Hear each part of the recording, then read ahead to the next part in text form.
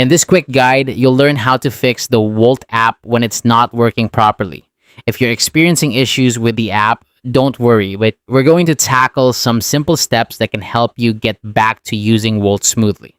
First, let's start with the basics. Sometimes the simplest solution is the most effective. Try restarting the app. To do this, close it completely.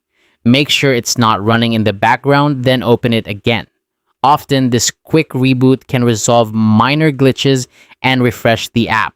If that doesn't solve the issue, the next step is to check your internet connection. Ensure you're connected to a stable Wi-Fi network or mobile data.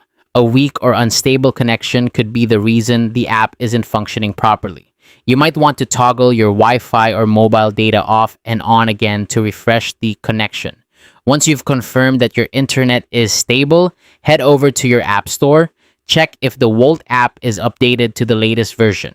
Developers frequently release updates to fix bugs and improve performance, so it's important that your app is up to date. If there's an update available, go ahead and install it. If the problem persists and you're using an Android device, try clearing the app's cache. This can help remove any corrupted files that might be causing the issue. To do this, go to your phone settings, find the Wolt app in the list of installed applications, and select the option to clear cache or data.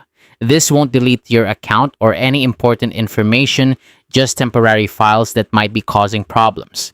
Another effective solution is to uninstall and then reinstall the app. This method can often resolve more stubborn bugs or glitches. Simply remove the app from your device and then download it again from the App Store. This gives you a fresh start with a clean version of the app.